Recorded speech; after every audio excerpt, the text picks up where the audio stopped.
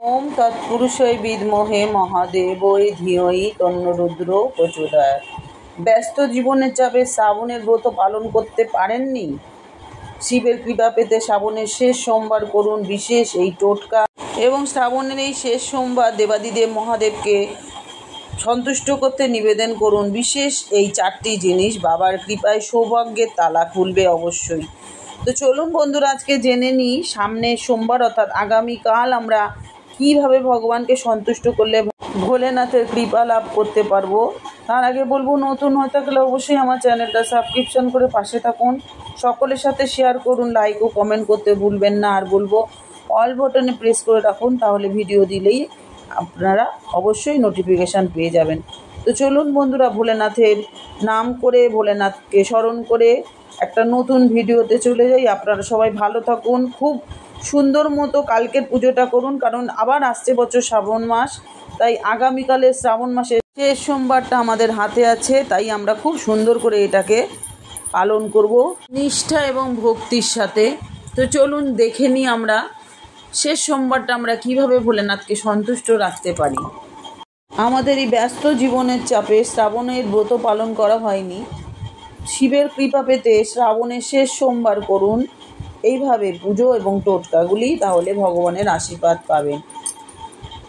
শ্রাবণ মাস হচ্ছে ভোলেনাথের প্রিয় মাস। এই মাসে শিবের উপাসনায় বিশেষ ফল পাওয়া যায়, কিন্তু ব্যস্ত জীবনের পক্ষে নিয়ম করে উপবাস রেখে শ্রাবণের ব্রত পালন করা সম্ভব হয় না।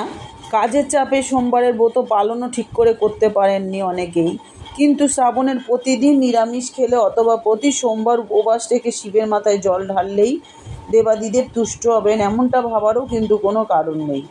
আপনার মন যেটুকু চাইবে সেটুকুই নিষ্ঠা ভরে দেবাদিদেবকে দিতে পারলেই কিন্তু তিনি খুশি হন। ব্যস্ত জীবনের সমস্ত কাজকর্ম সেরে অফিস কাছারি সংসার সমস্ত কিছু সামলে শ্রাবণের ব্রত রাখতে পারছেন না বলে একদমই মন খারাপ করবেন না। শ্রাবণের শেষ সোমবার আমাদের হাতে আছে। সন্ধেবেলা বা অফিস থেকে বাড়ি ফেরার পর বিশেষ এই কাজগুলো করুন, তাহলে মহাদেবের কৃপা অবশ্যই পাবেন।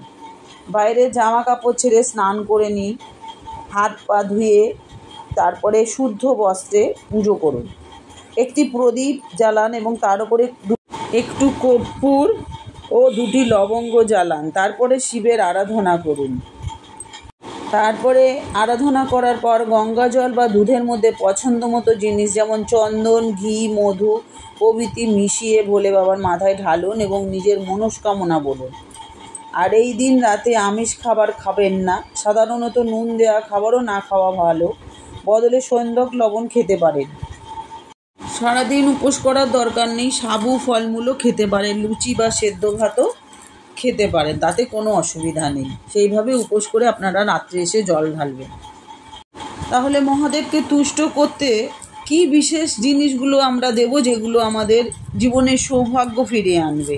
তো দেখে নিই সেই জিনিসগুলো কি। আর বন্ধুরা, শ্রাবণ তো প্রায় শেষের পথে, বাকি আর মাত্র একটা সোমবার। পবিত্র এই মাস জুড়ে অনেক শিব ভক্তই তাদের প্রভুর উপাসনা করেছেন। ভোলেনাথ যেন তার ভক্তদের মনের বাসনা পূরণ করেন এই আশা নিয়ে। মহাদেবকে তুষ্ট করা কিন্তু খুব একটা কঠিন কাজ নয়।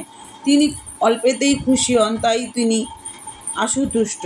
তার উপাসকদের দুহাত তুলে কিন্তু ভগবান আশীর্বাদ করেন তার ভক্তদের। শ্রাবণের শেষ সোমবার পালনের বিশেষ মাহাত্ম্য রয়েছে।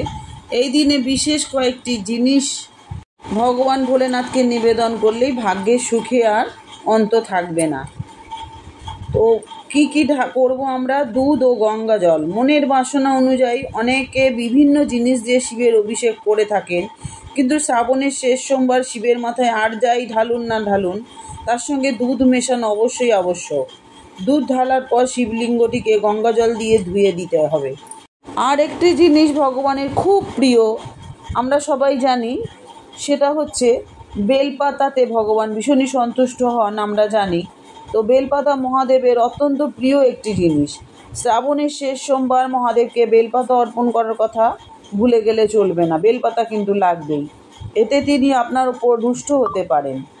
বেলপাতা দেওয়ার সময় খেয়াল রাখবেন যাতে পাতাটিতে কোনো খুঁত না থাকে বা কোনো ফুটো না থাকে।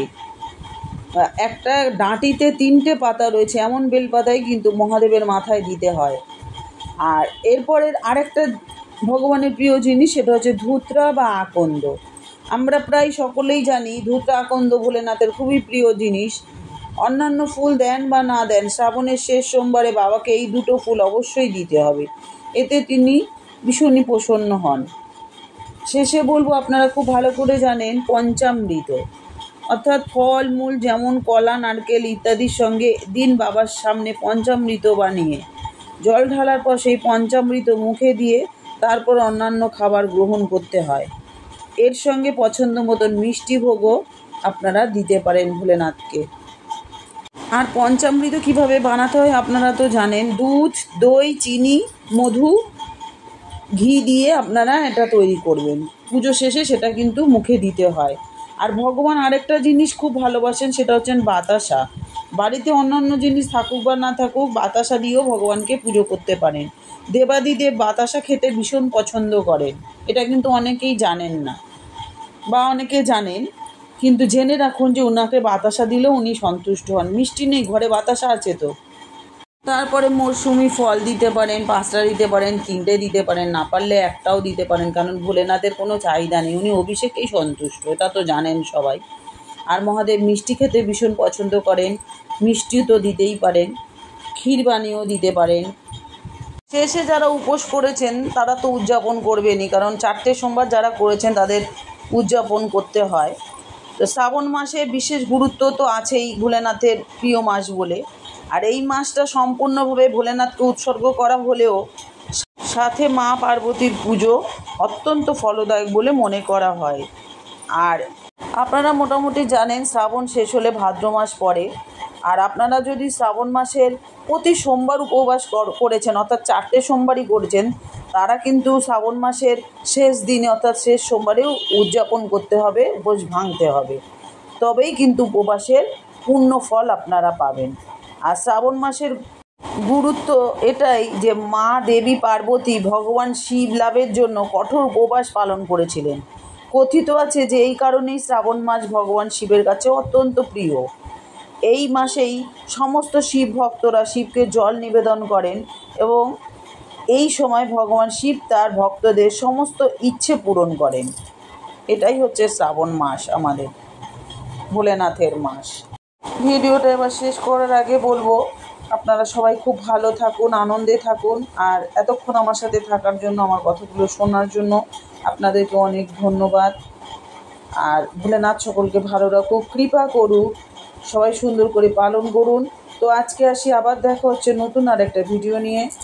ওম ত্র্যম্বকম যজামহে সুগন্ধিং পুষ্টিবর্ধনম উর্বারুকমিব বন্ধনান মৃত্যুর্মুক্ষীয়মামৃতাৎ। ওম নমো ভগবতে রুদ্রায় নমঃ। ওম নমো ভগবতে রুদ্রায় নমঃ। ওম নমো ভগবতে রুদ্রায় নমঃ। ওম তৎপুরুষায় বিদ্মহে মহাদেবো ধিয়হি তন্নো রুদ্র প্রচোদয়াৎ। ওম নমঃ শিবায়, নমঃ শিবায়, নমঃ শিবায়। ওম নমঃ শিবায়, শ্রী শিবায় নমস্তুভ্যম। ওম নমঃ শিবায়, শ্রী শিবায় নমস্তুভ্যম। ওম নমঃ শিবায়, শ্রী শিবায় নমস্তুভ্যম। জয় ভোলেনাথ, শিব শম্ভু, জয় মাতা পার্বতী, তোমাদেরকে প্রণাম জানাই।